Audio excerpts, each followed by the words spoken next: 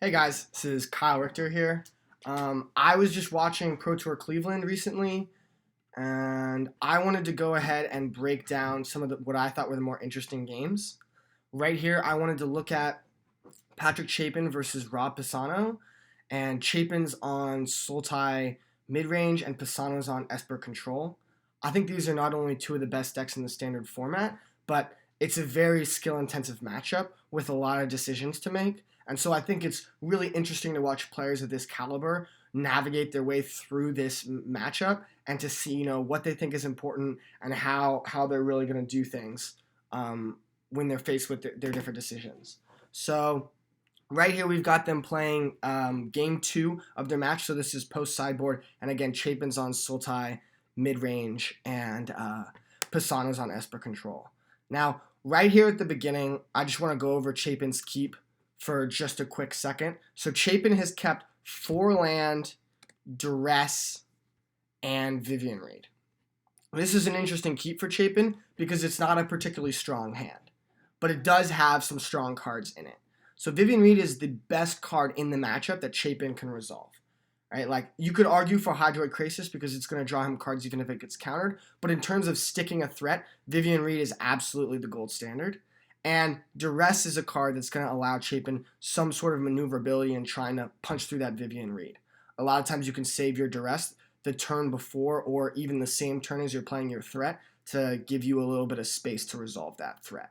So we'll see how Chapin decides to run with that. But it is worth noting that it's an interesting keep.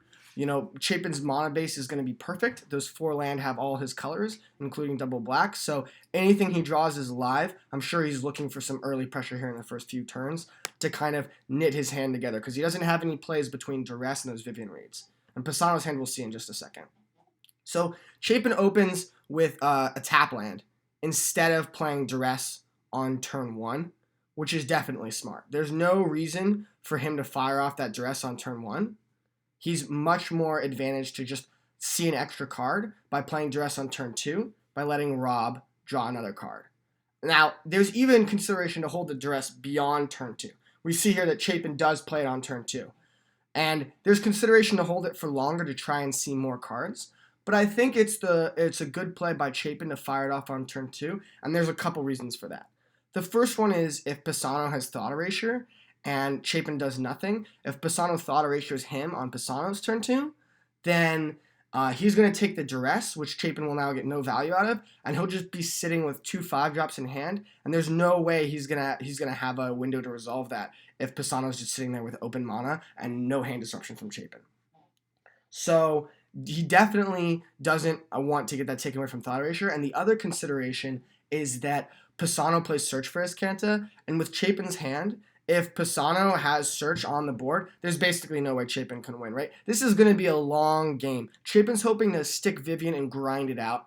He doesn't have a way to interact with Search other than said Vivian, and that's going to be too little too late. So if Pisano is able to stick a Search and have this value moving forward, there's basically no way Chapin can win the game. So Chapin does fire off the Duress and sees the Search for Azcanta, which is exactly why he played this Duress, right? He doesn't want Rob to stick this Duress. He wants to make sure it resolves. He's going to take away that Search 100%. And now he's looking at his remaining hand, and he can't be too happy because Pisano's got 2 more land, a board clear, negate, cast down, and absorb. So he's got a counterspell for every threat that Chapin can play.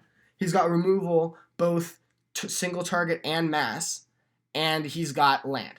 So this is basically the best hand from Pisano. A great keep from him. This is what he's looking to see. So Pisano's just going to play it slow here, right? He has no need to do anything. He's just going to play his land and hold up negate. And Chapin draws basically one of the best cards he could. He could have drawn Jade Light Ranger, but this is perfect. Merfolk Branchwalker to give him some early pressure. And it flips Thief of Sanity, which is even better early pressure, right? As good as Merfolk Branchwalker is, 3 a turn, Thief gets you a card a turn. That's going to be way more valuable. So having these 2 early threats for Chapin is really good. Pisano, of course, playing land, passing back. The one interesting thing to note is that Pisano could shock in to leave up Absorb to handle this Thief. Now, he could also cast down, or he could play a board clear on his next turn, right? We know he's got Kai's Wrath in hand, So if he has another land, he can play a board clear, he can absorb the thief, or he can cast down. Right here, he's turned off the possibility of absorbing the thief. So he's basically saying, play the thief, go ahead, it's fine. Right? I have no concern with you playing the thief. And now, this is a really interesting turn for Chapin. He draws his thief, and he's got a big decision to make, right? Is he going to play this thief, or is he going to do nothing? Because he's got land, Vivian, thief, and I believe a Vraska's Contempt. So right here, Chapin decides not to play his Thief of Sanity. And I think this is really, really tight play from Chapin. Right? If Rob untaps and plays land Kaya's Wrath with both threats on the board, Chapin is in a world of hurt. Right? Because Chapin is hoping to grind out a card advantage game. He's hoping to stick a Vivian and really get through this game. And he knows that Pisano has no card advantage. So if he just gives Pisano a 2-for-1 on this Kaya's Wrath and he untaps with nothing to do, he's in a lot of trouble. Remember, Chapin doesn't have his 5th land. So you might say, oh, well, Chapin's incentivized here to force Pisano to tap out with Kaya's Wrath. And that could be potentially true if he knew he was going to untap, play a forest, and play Vivian Reed or whatever other land, right? If he knew that was going to happen, then maybe he is incentivized to give Pisano the opportunity to tap out for Kaya's Wrath and to try and stick that Vivian. But with things being where they are, Chapin does not want to give up Pisano a 2-for-1 without having a strong follow-up. Right? If Pisano Kaya's Wraths both of his threats and Chapin doesn't have the land for Vivian Reed, he is SOL, right? It is done. Pisano's never going to have to worry about anything for the rest of the game. So Chapin holds his threat here, knowing that he needs a better window. He needs to make sure that if Pisano's going to get a 2-for-1 on the Kaya's Wrath, that he's going to resolve a Vivian Reed to continue to compete. Now, so he just passes back, doing nothing, right? There's nothing in his hand he can do other than play Thief. So after not going for that, Pisano just misses his land drop and passes back. He's got nothing to do, right? And now this creates another interesting situation for Chapin, right? Chapin's got his forest. That's what he drew this turn. So he could play Vivian, but there's no way he's going to do that, right? There's no way he's going to play forest Vivian Reed because he knows Pisano has absorb and negate, right? The Vivian's not resolving. He'll gain nothing from that. It's not going to help him in the slightest. So instead what Chapin opts to do is to actually just run out his Thief of Sanity. Remember last turn, it wasn't a good idea to play Thief because Chapin wasn't sure he'd have a good follow-up when he forced Pisano to make the shields go down, right? But instead, this turn, he knows he can play Vivian Reed the next turn, so he's okay with Pisano taking that 2-for-1 because then he'll have a Vivian Reed in play and he can accrue that card advantage back, right? He can come back by sticking that Vivian Reed and plussing it and continuing to have that threat in play. So he's okay with losing the 2-for-1 if it means that Pisano has to tap out and he gets to stick a Vivian Reed. The really cool play from Chapin here is that if you'll watch, he just passes. He doesn't play his forest, right? And this is so next level by Chapin, right? And what it's basically saying is Chapin wants to resolve Vivian Reed. He's been playing this whole game around resolving Vivian Reed. Right? He kept 2 Vivian Reeds. He's using his duress. He's trying to find a way to resolve this Vivian Reed. And what he's doing here is he's telling Pisano, like, go ahead. Kaya's Wrath my board, right? Like, Pisano's a good player. And Chapin knows this, right? Pisano's going to know that he has to be afraid of Vivian Reed. So by giving Pisano this opportunity to wrath away his board without Chapin having 5 mana, he kind of eliminates the boogeyman he can and baits Pisano into doing this Kaya's Wrath. Now, at end of turn, we'll see Pisano fire off this cast down. And I think this is another really great play. And there's 2 possible reasons why he does this. The first is that he knows that Chapin is kind of giving him this opportunity to wrath his board and doesn't trust him. And you shouldn't. Right? He shouldn't trust something that Chapin is allowing him to do. If Chapin is allowing him to do it, there's a good chance that he doesn't want to do it. And that may be one of the considerations for firing off the cast down instead of trying to go for a Kaya's Wrath. The other consideration is obviously that he doesn't have his 4th land. So if he untaps, doesn't get his 4th land, and has to just cast down main phase the Thief, then he's not going to have counter magic up, and this game's going to get really, really ugly. So he goes for the cast down end of turn, which I think is really smart. And then on his turn, he again misses land and fires off this Thought Erasure. And now he's casting this Thought Erasure for Surveil 1. Pisano needs to hit this land drop. He's already missed his land drops for too long, and he's at big risk of falling behind.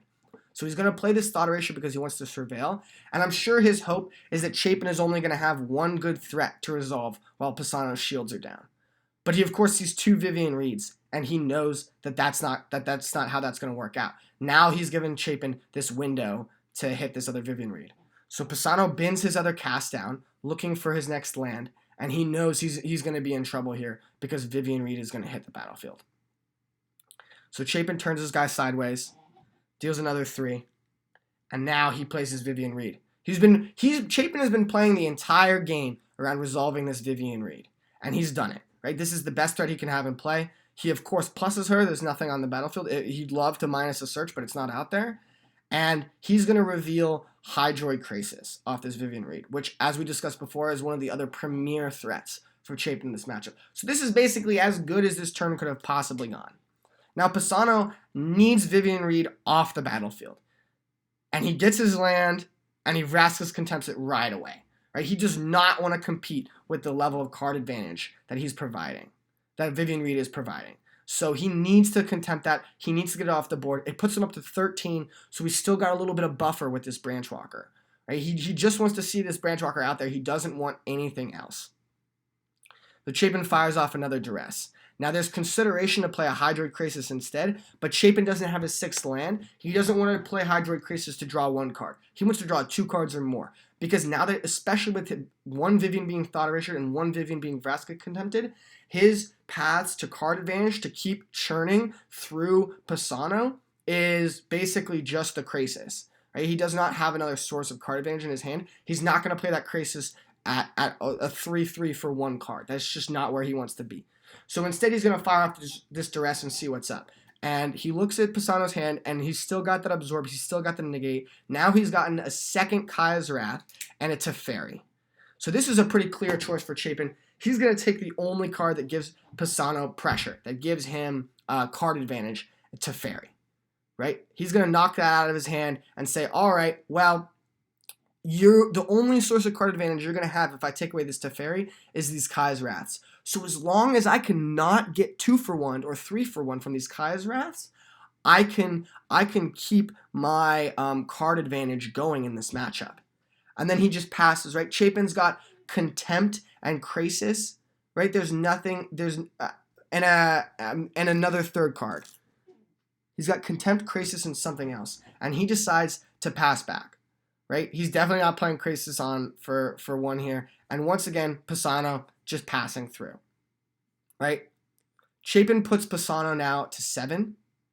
And he just, or to 10, rather. And he just, no, to 7. And he just passes back once more. Right? And now Chapin's drawn a Crawl Harpooner here.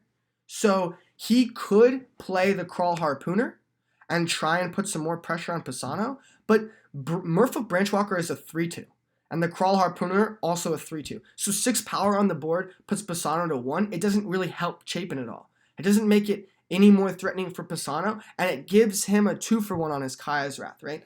That's what Chapin is playing around here. He's playing around Pisano having card advantage on his Kaya's Wraths.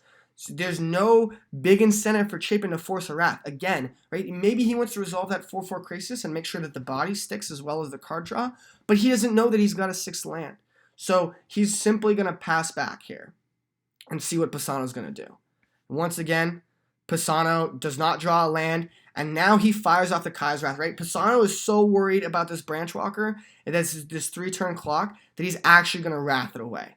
Now, you could argue for him not doing this. He could take 2 more hits, but he knows that Chapin isn't going to do anything else, right? He knows, right? Chapin has already said, no, this is fine. I'm just going to leave my mana up and pass. I'm going to make you do something. And Pisano doesn't want his situation to get worse and worse and worse, right? He doesn't have a land, so the idea that he's going to be able to Kaya's Wrath and have a counterspell up is something that's not going to be happening soon. So because he can't hold parity here, he's going to have to Wrath, right? He can't let this situation continue.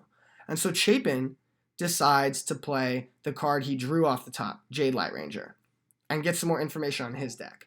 He sees the Find Finality, and this is crucial because this is another source of card advantage for Chapin, and it now means he can play a little looser in terms of playing into Kaya's Wrath, because he knows he can recur creatures, he knows he's going to be able to deal with this other Kaya's Wrath. The other great news about keeping Find Finality on top is it makes Jade Light Ranger a 4/3, which in combination with this Crawl Harpooner that we saw earlier, that's 7 power, right? So he's got lethal. So he's forcing Pisano once again to do something, right? Deal with this board or you're dead, right? And he knows that, okay, so Pisano's got the Wrath. He's forcing him to Wrath here, which Pisano takes the Wrath smartly. That's the only really thing he can do. But Chapin's not worried about this because he's got the Find, right? So he's just going to play his Find off the top, go back and get Jade Light Ranger, which is another source of card advantage because he could really use some land, and Thief of Sanity, which is his premium threat. And Chapin opts to play Thief here, which is a very interesting choice, right? Because Pisano's at 7, Chapin can't deploy 7 power, so he can't put Pisano under the threat of lethal. What he can put him under the threat of is a Thief of Sanity hit, which is a big deal. It's not really something Pisano can let happen. So by doing this, he puts another must-answer threat on the board. And this is big because he's forcing Pisano to put his shields down again and again. Because Pisano doesn't have a way to deal with this other than Kaya's Wrath, that's what he has to do, right? He has to Wrath the board, again leaving Chapin an opportunity. Think about if Chapin had played that Jade Light Ranger, Pisano doesn't have to Wrath there.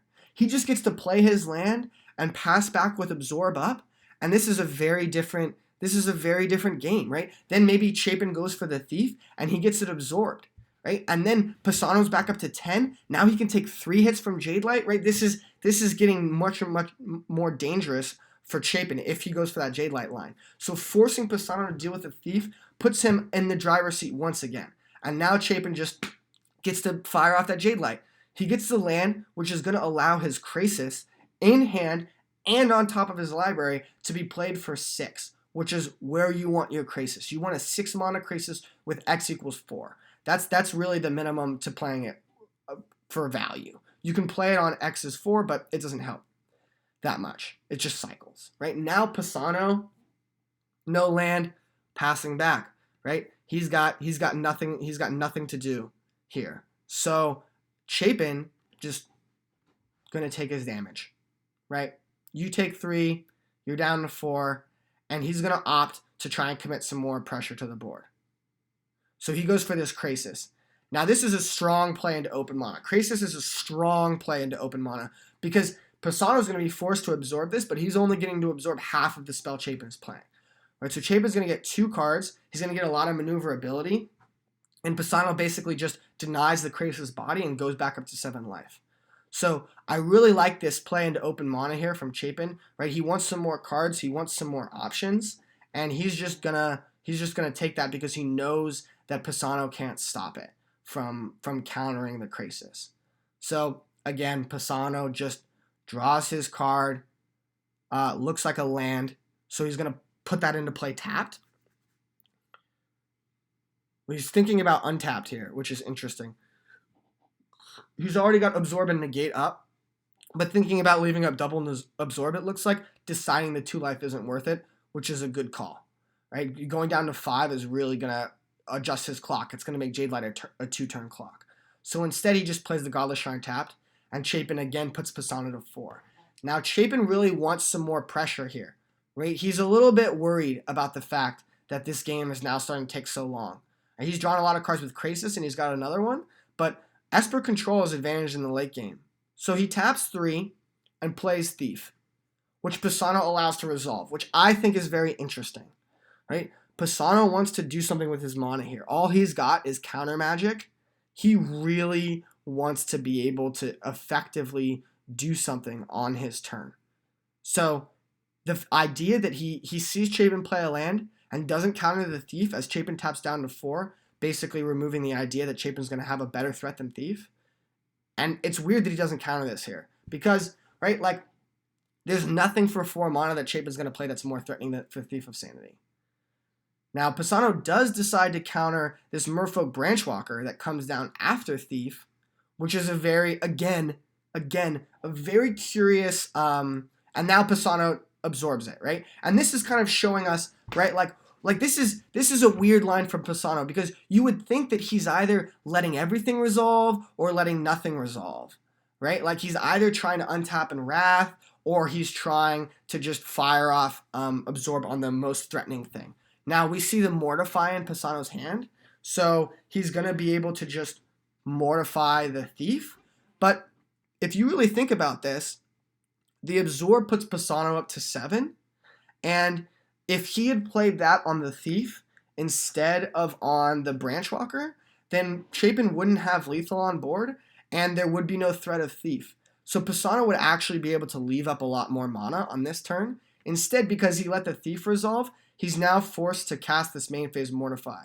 Because with this game being as close as it is, he can't afford to let Chapin accrue more cards off of this Thief. So he has to Mortify here. And this is really interesting, right? If Pisano casts that Absorb on the Thief, he doesn't have to main phase Mortify. He's not obligated to do so. So his kind of weird line of play really forces him to tap out on his main phase. And then he goes for another interesting play, which is to cast a Thought Erasure. Now, Thought Erasure here is good because it's the best possible answer to Hydroid Krasis, which Pisano knows Chapin has, right? Thought Erasure gets to take away Hydroid Krasis, and then Chapin can't draw the extra cards. So maybe Pisano is hoping, well, if this is the only thing left in your hand, then I can just take that Krasis, and then you won't be able to draw any more cards, and now I'll be in business. But Chapin has a Vraska, and Pisano can't deal with that. Now that he's tapped out, because he's had to main phase this Mortify, and he's had to main phase, and he's choosing to play this Thought Erasure here on main to deal with this Krasis, he can't absorb and he can't negate. So he's going to have to take Vraska, because it's absolutely unanswerable from Pisano's point, right? At least a Hydroid Krasis, he can maybe draw a Wrath and deal with both of them. But there's no way he can answer Vraska. And so Chapin is got to be wondering, well, does he have the Kai's Wrath to maybe deal with both my things after I put him to 4? So he's just going to draw Duress. Very nice. Give him a little more information. Knock Pisano down to 4. And then he's going to see what's up, right? What's going on over here, right? Do you have... No, actually, sorry. He's not going to fire off the Duress. He doesn't care what Pisano has. He's just going to play this Krasis for 4, it looks like. We'll see. Hold on. Right, okay. So here's the Krasis. He's playing that for 4 and drawing 2 cards. It's a little interesting to me that he decides to do this before his Duress. I mean, he's certainly doing both on the turn anyway, but the idea that he doesn't want to know what's in Pisano's hand before he plays the Duress is interesting. I mean, he knows he can just take the Kai's Wrath if it's there, so it's not that big of a deal, but it is a little bit interesting that he lines it up that way. But anyway, Chapin, right, opts to draw his cards, put lethal on the board. Pisano then just scoops him up. So I really think that if you look at these last few turns here, you can see a different line where this game isn't over for Pisano. If he decides to absorb on the Thief of Sanity and then untap, and he's not facing lethal, right? Chapin sticks to Branchwalker or whatever. Then he untaps, he Thought Erasures, he takes the Krasis instead of the Vraska, and then Chapin has no way to guarantee draw cards.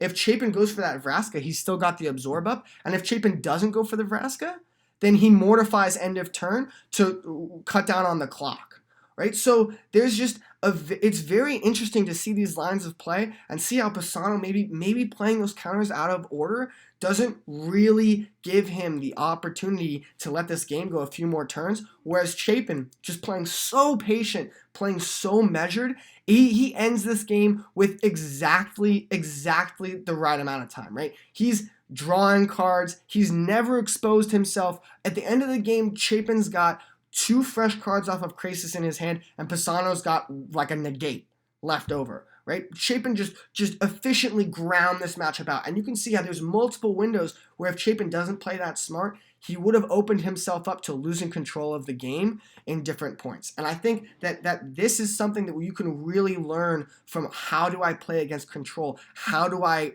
play more measured in practice? You can watch Chapin because that was an absolute masterclass of how to play that matchup. All right, I hope you guys found that interesting and maybe a little informative. If people are open to seeing more of these, I could do some other games. So let me know, and I'll see what I can do in the future. Bye.